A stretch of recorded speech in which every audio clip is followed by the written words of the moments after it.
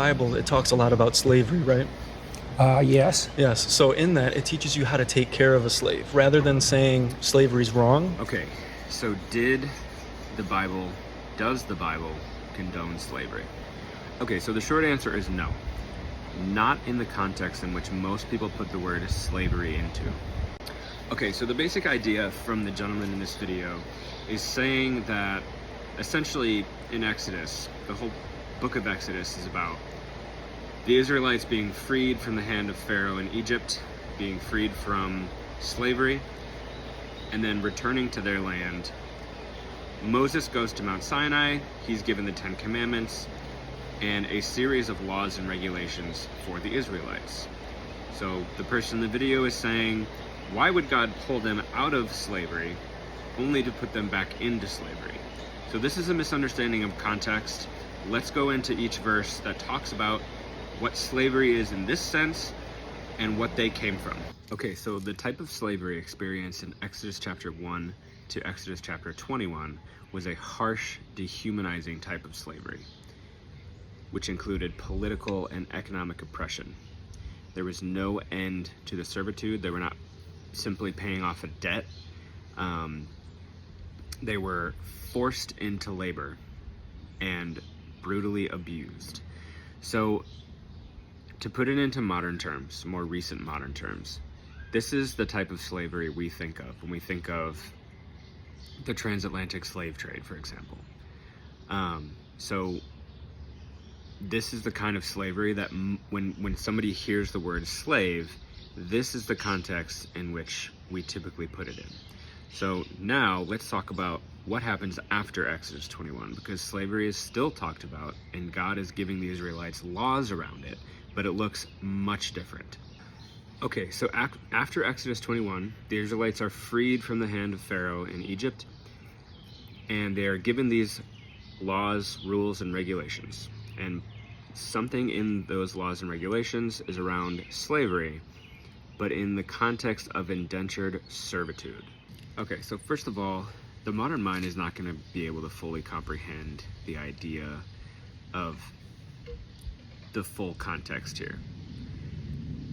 So, knowing that these laws were not written to you, they're written for us to understand sort of what economic uncertainty looked like at the time and sort of how God responded to the Israelites in direct comparison to what the surrounding nations were doing. Okay, so the law of indentured servitude in Exodus 21 is for people who had an extreme debt to pay off and they had nothing else to give but their service.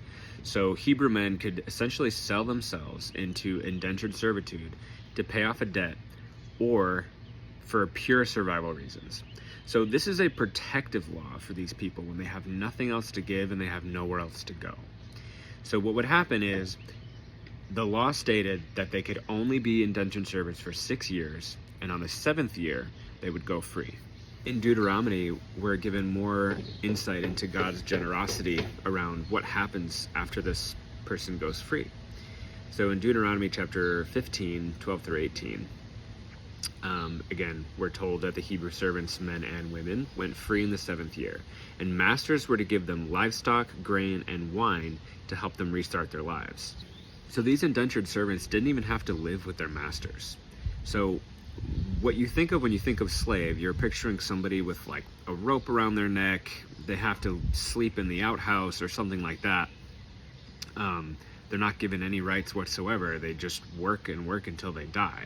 That is not at all what the case here is. So in Deuteronomy chapter 23, it says that the slaves could live wherever they wanted in Israel. They could also participate in politics, religion, they could have families.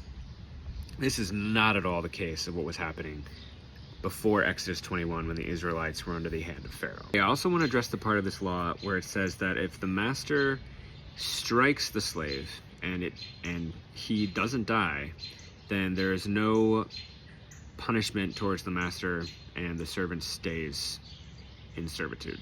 So let's talk about that. Okay, so this is not uncommon just in the culture, generally speaking. This isn't unique to slaves. People were often reprimanded with forms of striking just in general, and not just for like children, even though that was very common as well. But I mean, in this time, it's not necessarily shocking to hear about somebody, you know, being struck with something because they acted in a way that was not in accordance with the law, or they said something that was vulgar or something like that. So this is not really an uncommon thing. People tend to point this out when talking about the master-slave relationship, because again, we have a preconceived notion of what slavery is in our modern sense. We go directly to the transatlantic slave trade and we think of the worst ways that people were treated in that way. While that is horrible, you cannot put Exodus, Leviticus, and Deuteronomy in the same context. Okay, so the next part of this is something that would have never happened in surrounding nations, and further solidifies that this is more protective for the indentured servant and not just dehumanizing slavery that we think of. So if the servant died from being struck by the master was punished severely, which probably means death. If the servant had permanent injury, so in the Bible here it says lost an eye or lost a tooth, that could have been, you know, multiple other things as well. The servant was let go. They could go free. So just simple being reprimanded, something that was common in that culture, didn't require any sort of punishment. But if the servant died, the master was more than likely put to death. And if they suffered any permanent injury, then they went free. So I hope that puts slavery into context in terms of what the Bible is talking about pre-Exodus 21 and then after Exodus 21. Very, very different things. And also, it is naturally difficult for us to try to put our modern minds into that particular time and try to understand the culture. So if I missed anything, comment. If you guys have any additional questions or thoughts, go ahead and leave a comment and put your question in there, or if I said something wrong, just let me know. Please like this video and subscribe to the channel for more content.